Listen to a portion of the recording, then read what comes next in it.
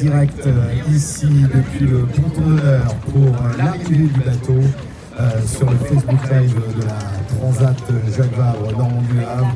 J'aimerais, s'il vous plaît, vous qui avez fait le déplacement, vous qui êtes sur le ponton d'honneur pour les accueillir, faire un merci de pour Maxime Sorel et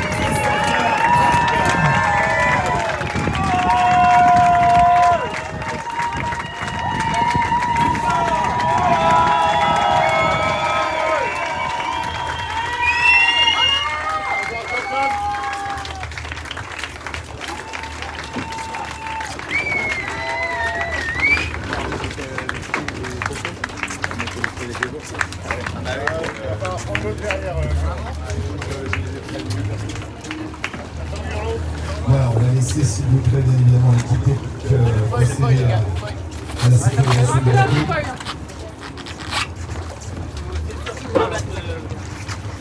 Ça sera Damien et Gilles.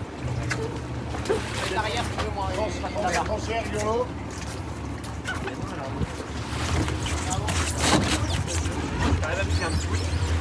Voilà, on laisse les équipes techniques exclusivement travailler et nos amis des regrets. Merci, les personnes de la qualité restent derrière les relais de façon à pouvoir procéder à la sécurisation de la route. On aura bien évidemment la première action dans quelques instants. Micro. Tu peux remettre un peu. Ah ouais, on va le redresser. Allez, accrochez là-bas. Regarde, Yolo. Le pare-bas, c'est pas suffisant par rapport à ce matin. Bah, il va rentrer à fond, non? Il faut décaler le derrière. Ça a l'air pas mal, hein? Non, mais quand on va le mettre bien, déjà, ça va aller.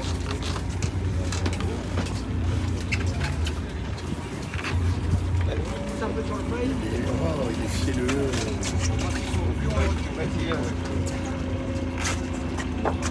Voilà, pensez bien évidemment laisser les équipes travailler.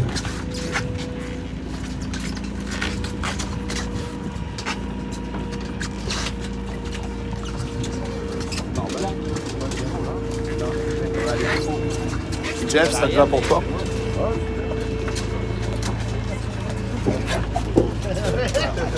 On va rester un petit peu à distance si vous voulez bien, merci. On va faire le protocole dans quelques instants.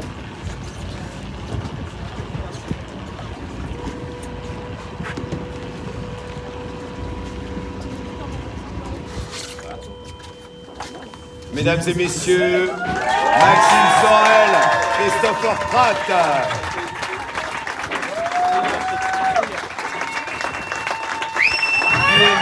Momana Mayenne.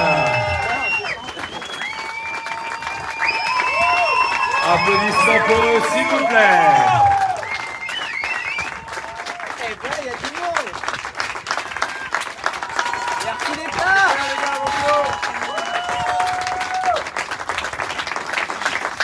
Pour vous accueillir, je vais inviter Damien de Longueville, le président de l'association Martinique qui organise l'arrivée ici en Martinique. J'ai vu Gilles Lamiré qui est à ses côtés et qui va peut-être l'accompagner pour remettre les fruits pour rafraîchir un petit peu après cette traversée. On va retrouver dans quelques secondes ici avec nous. Et les filles, voilà. Et bien sûr, Ça va? Merci. l'eau de coco également. T'as mis du rhum? Je dis pas, T'as mis du rhum? moi. T'as mis du rhum, j'espère. Merci. Allez, bravo les gars!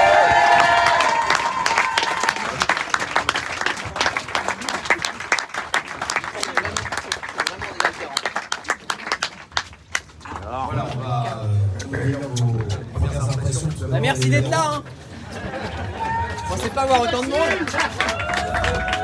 C'est brossé les dents. Tu t'es brossé les dents? T'es brossé les dents ou pas? Eh, on vous a quand même un peu attendu. Hein. On va vous laisser un petit micro pour que vous puissiez dire quelques mots, bien sûr, à tous ceux et toutes celles qui sont venus vous accueillir ce soir, ici, à Fort-de-France. Maxime. Ben, on dit bonjour, bonsoir. Les pianistes, c'est plutôt bonsoir.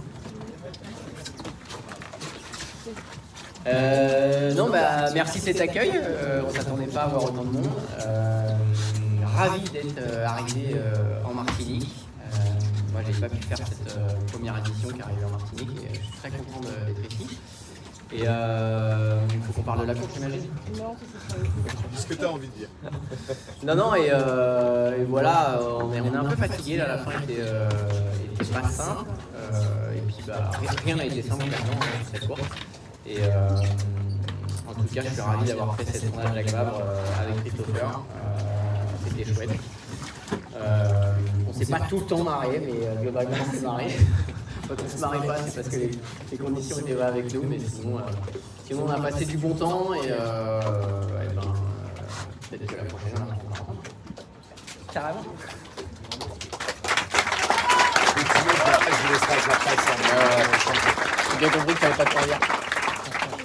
Non, super chouette, franchement, effectivement, comme disait Max, c'est cool de voir autant de monde à cette heure-là, parce que courir comme Montréal, c'est dur, c'est un peu tard pour la sortie des bars et un peu tôt pour le footing matinal, donc désolé pour le timing, mais on a fait au mieux pour garder aussi les concurrents.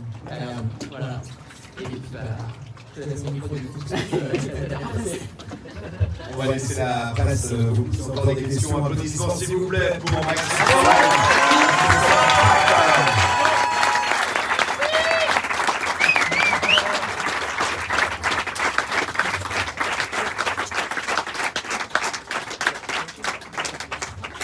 Est-ce que vous pouvez nous dire un petit peu les sentiments qui vous ont traversé quand vous avez coupé la ligne? Parce que la course n'a pas été facile, comme tu le disais.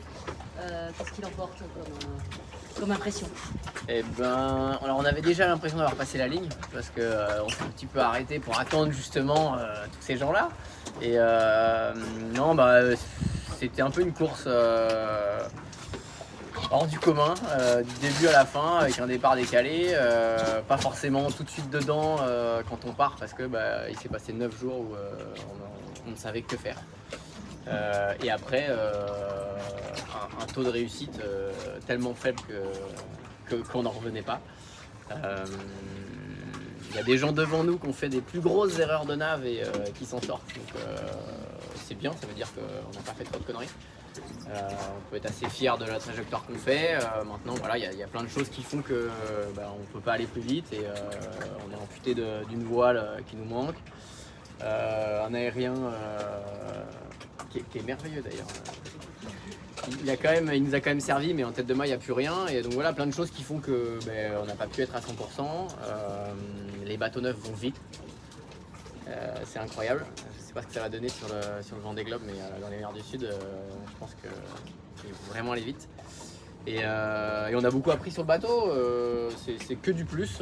Maintenant, voilà, on est forcément un peu déçus de ne pas avoir joué avec l'avant de la flotte jusqu'à la fin. Quand on est en train de revenir, on nous a amputé d'une voile. Et toi qui as été en haut de l'Everest, est-ce que tu as envisagé cette route nord un petit peu qui semblait, qui a attiré quelques concurrents? Non, en fait les vagues n'étaient pas assez hautes et du coup ça m'intéressait pas.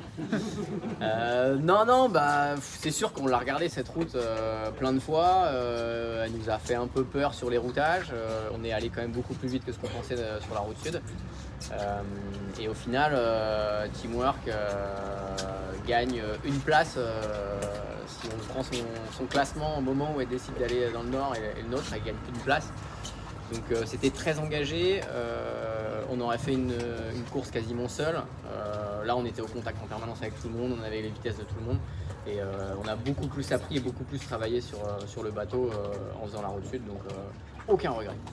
Bon, et toi Christopher, qu'est-ce que tu retiens de cette transat aux côtés de Max? Déjà comme disait Max, on s'est éclatés tous les deux. C'est vrai qu'il n'y a pas toujours eu des moments faciles, mais c'est hyper fluide, c'est hyper simple de travailler avec lui, avec toute l'équipe d'ailleurs. Moi je me suis régalé tout au long de l'année sur ce projet-là et voilà, à bord tout était facile, donc moi j'adore ça, il n'y a jamais un plus haut que l'autre.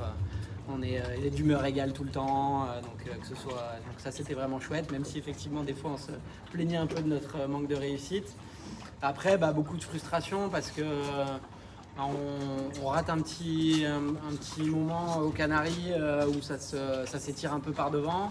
On a du mal un peu à trouver le mode au portant, et puis quand on commence à vraiment aller vite, je crois qu'on fait 5-6 pointages où vraiment on était les plus rapides de la flotte et on commençait vraiment à trouver les manettes. Il y a le hook de notre voile d'avant préférée qui a cassé, donc la voile se retrouve dans l'eau, on passe 2 heures à récupérer la voile. Et voilà, et après on sait qu'on va être sur une voile qui a priori est moins performante, et ça s'est avéré. Et en plus on perd le contact, et là ça réalimente, le vent se réalimente par devant à nouveau. Et donc c'est hyper frustrant parce que je pense qu'à ce moment-là on était potentiellement de nouveau dans le jeu pour la 5e place avec Malidia, Samantha et tout ça. Et puis là on se retrouve un peu tout seul finalement, 100 000 derrière ce groupe-là, et puis 100 000 devant Clarisse et Alan. Donc voilà, pas mal de frustration, surtout sur cette fin de course. Après, comme le disait Max, je pense qu'on n'a pas grand chose à se reprocher, on ne fait pas de grosses erreurs, on mène correctement le bateau, même s'il y a encore certainement des choses à apprendre, mais ouais, un peu frustré de ne pas avoir joué jusqu'à la fin, parce qu'ils se sont régalés vraiment jusqu'au bout là, avec tous les bateaux les uns à côté des autres. Donc voilà, maintenant c'est du sport de haut niveau, et dès que t'es pas à 100% le bateau ou les bonhommes, et ben voilà, t'es loin du podium ou pas sur les places d'honneur. Maintenant, il y en a qui sont restés à la Corogne ou en Bretagne. On a traversé en cassant un aérien la première nuit, en ayant nos petites galères tous les jours, et voilà, je pense Et on est là. Et on est là, et je pense qu'on n'a pas à rougir de cette prestation-là. Elle est frustrante, mais elle est pas honteuse du tout, quoi.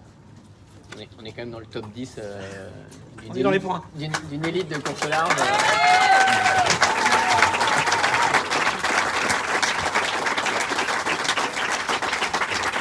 Pour un amateur comme moi, on va dire que c'est pas mal. Bon, et dans tout ça, le Dragon vous a quand même offert des belles heures de navigation, j'espère. Ouais, il nous a tué les oreilles. Chris, ça fait 1 an et demi qu'il navigue sur le bateau, et il me dit faut faire quelque chose sur les foils, ça siffle. Et puis moi je suis là, non, on s'en fout, j'ai besoin d'être concentré avec le bateau.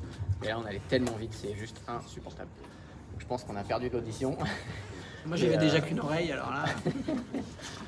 Et oui, il va falloir faire quelque chose, effectivement. Mais ouais, il a hurlé beaucoup. On a fait des belles vitesses moyennes. Non, il me plaît toujours autant, ce bateau. Si mal. Bon, il est un peu sous l'eau. Ça reste un plan de 2018. On a l'impression qu'ils ont oublié qu'il y avait de la mer des fois, les architectes en dessinant ces bateaux. Mais le bateau reste sous l'eau. On a du mal à trouver les manettes pour qu'il lève le nez. Donc c'est encore à travailler. Ouais. Et ben, on va vous profiter de votre comité d'accueil. Ouais. Quand même. Merci. Merci beaucoup. Merci. Pour cette réaction, Merci à tous. à l'arrivée. Merci.